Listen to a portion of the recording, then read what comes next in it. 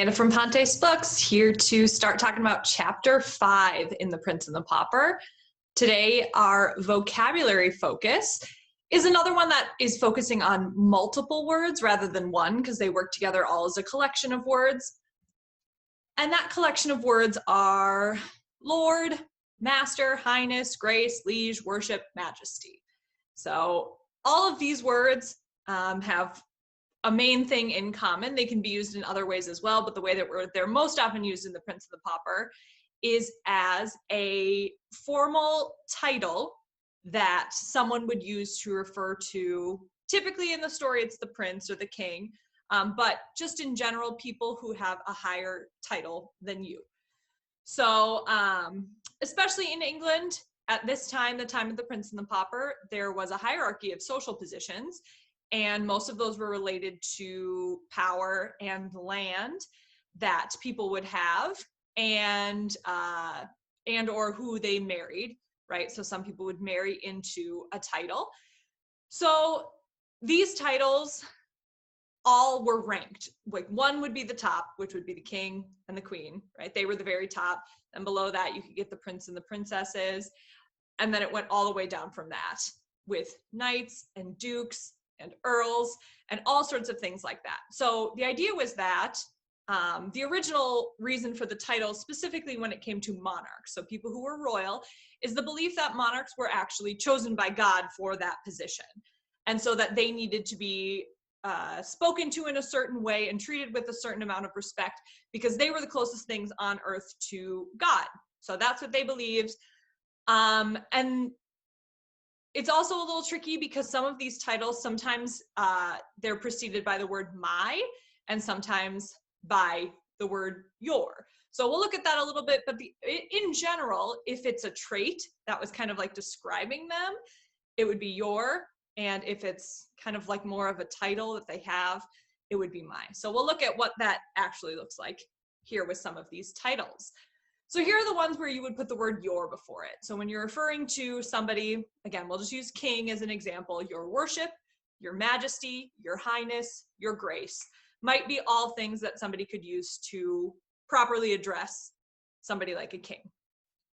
So all of these are really things, with the exception worship gets a little tricky, but majesty, highness, and grace, those are all kind of traits that a king would have. So they're kind of referring to, and now it's transformed into this just title, so it kind of feels weird to step back and think about it. But really what those are is like, oh, you have a lot of grace. Oh, you have a lot of majesty, right? But that just kind of is simplified to this phrase, your grace, your majesty, and now is accepted as, or at the point in the story even, was accepted as just almost like the title that you use to refer to them as.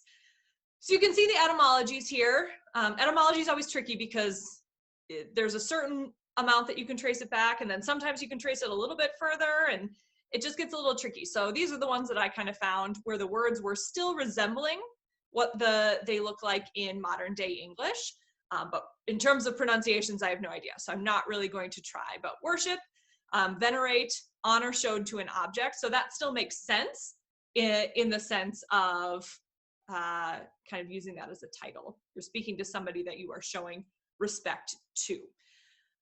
Majesty, greatness, honor, excellence, royalty, excellence, nobility for highness, and grace, favor, esteem, pleasing quality. So then these all would be preceded by the word my. So instead of your, now it's my lord, my master, my liege. So you wouldn't say your lord, your master, your liege like you would with some of those other phrases. So these are more, like I was kind of saying, they're kind of like titles that you're speaking to somebody who is the lord of you, or the boss of you, or the master of you, or the leader of you. And so you're using that word my because the person you're talking to is your leader, your boss. So again, you can see the etymologies here. Lord, master of a household, magister, I think, chief, head, director, or teacher. Not sure on the last one, leader of a band of free men. So all of those have to do with kind of a leader or a master of some sort. So just taking a look at these in a sentence, because there were so many examples, it was kind of hard. So I just kind of picked two and showed them an example. in a couple sentences. Your Majesty, may I please ask you for a favor? Okay, that's our straightforward sentence. There's not really a whole lot of complicated language in this. We see these words pop up all the time in The Prince and the Pauper, and sometimes they're tweaked a little bit or kind of inverted, and it's not always exactly the same. But here we have, but is it not I that speed him hence, my liege? How long might he not live but for me? So that is a quote by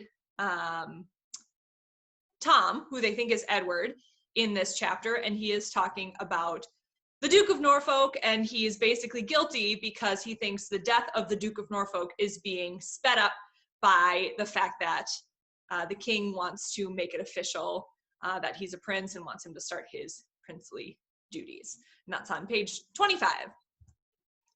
So kind of connect this to modern day. Obviously, we've already discussed this in previous videos, but there are still modern day monarchs. So looking at kind of England specifically, just because that's the most direct comparison to The Prince and the Pauper, there are apparently correct titles when you're using language either written or spoken with royals. And it's very specific. And so every single person, member of the royal family, gets an official title unless they're removed enough and they actually decline that title. But His Majesty the King, Her Majesty the Queen would be kind of a proper way to say king and queen modern day. For the prince, His Royal Highness, so you see that kind of switch from Majesty to Highness, and then Prince of, and then whatever the country is, or in some case, it's like Prince of Wales is a common one. That's what Edward is. He's the Prince of Wales. Same thing, Her Royal Highness, Princess of blah, blah, blah. Then another example would just be a duke and a duchess. So those are nobles, but not in the royal family. And so you would say His Grace, the Duke of blah, blah, blah, like Norfolk, or Her Grace, the Duchess of blah, blah, blah.